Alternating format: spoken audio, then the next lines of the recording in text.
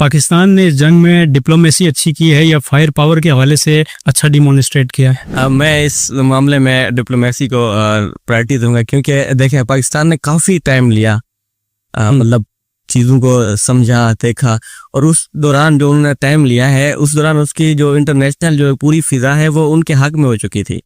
जब अब ये बहुत बढ़िया मतलब आपकी टेक्निक होती है, अब कामयाबी है कि आपने पहले पूरी इंटरनेशनल फिजा को अपने हक में किया, उसके बाद आपने अटैक किया है।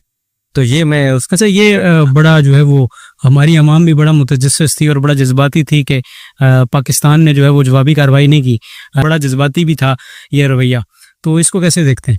देखिए, अवाम का मसला ये है ना कि अवाम समझती है कि उसने मुझे थप्पड़ मारा था, मैं फौरन थप्पड़, फौरी रिस्पॉन्स जो है वो, ठीक है ना, मतलब ऐसे जज्बाती।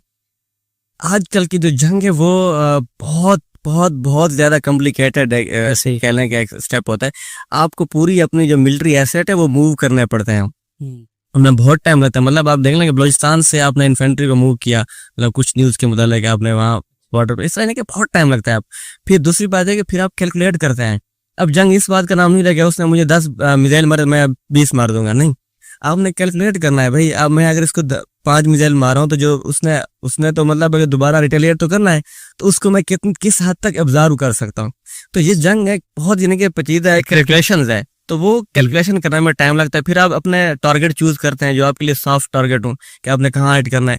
और पाकिस्तान इस हवाले से काफ़ी मतलब कहने का उसने बड़े अच्छे टारगेट चूज किया है कि जब आपने उनके 5 त्यारे गिरा लिए तो उसके बाद पाकिस्तान की परीक्षण में यही कोशिश रही होगी कि हम ऐसे टारगेट चूज करें कि कहीं पर भी हमें ज़रा सा भी ये इनके खतरा ना हो कि किसी त्यारे को हिट किया जा सके या कोई ऐसा जो नेलर्स ना हो। तो मेरे ख्याल में वो पाकिस्तान की बहुत कामयाब स्ट्रेटजी रही है कि मतलब हमला बरकरार रख, बिल्कुल उसको उन्हें लेवल नहीं करना था चीज़ों को। तो अवाम तो फिर उसका एक अलग होता है, वो तो कहते फौरन लेने के अभी थप्पड़ मिला तो मुझे मैं अभी ही मार दूं, तो उसमें वो जो तलवारों के दौर की लड़ाई। हाँ बिल्कुल। तो वो आज जंग क्योंकि अब वो नहीं रही, अब बहुत कॉम्प्लिकेशन है। इस जंग के दौरान जो है वो इंटरनेशनल पावर्स, कौन सी इंटरनेशनल पावर्स किस मुल्क के साथ खड़ी थी? देखिए, कुछ ने तो बाकायदा ऐसे स्टेटमेंट्स भी दिए हैं, बयान भी हैं, जैसा टर्किश मतलब हमारे साथ खड़े थे पाकिस्तान के साथ, अजरबैजान, चाइनीज हमारे साथ बिल्कुल खुल के खड़े थे, अजरबैजान वाले अभी वो मैं मतलब मुबारकबाद तक भी दे रहे हैं कि आपने जंग में कामयाब।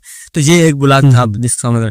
दूसरी तरफ जो हम जो सोच रहे थे कि इसराइल उनके साथ था, बिल्कुल प्रॉपर वो उसने उनको सपोर्ट किया, हम जितने भी ड्रोन यहाँ पे इंटरसेप्ट हुए हैं वो इसराइली थे। फिर जो बड़ी जो एक हमारे पास एक मिसअंडरस्टैंडिंग थी कि अमेरिका इंडिया के साथ खुल के खड़ा है, शायद वो हमें उस तरह देखने को नहीं मिला। तो मेरे ख्याल में इंडिया की जो इंटरनेशनल जो कह लें कि एक सपोर्टर्स थे उनमें उस कुछ वो मिसकैलकुलेट कर गए हैं कि वो उस तरह का यानी कि लोगों का यानी कि मुल्कों का एतमाद हासिल नहीं कर सके जिस तरह पाकिस्तान को मिला है। तो इधर से वो बहुत सी जगहों पे फेल हुए हैं। तो ये एक उनकी एक मतलब यहाँ भी मतलब इंटरनेशनल जो रिलेशंस में या फॉरेन पॉलिसी में ये भी एक उनका फेलियर गिना जाएगा कि ऑन ग्राउंड तो वो उन्हें मतलब एक नुकसान हुआ है, वो मतलब लाइक वो अपने नाकाम रहे हैं। तो एक इंटरनेशनल लेवल पर भी वो नाकाम रहे कि उन्होंने अच्छी कैलकुलेशन नहीं की कि कौन सी कंट्री किसके साथ खड़ी रहेगी।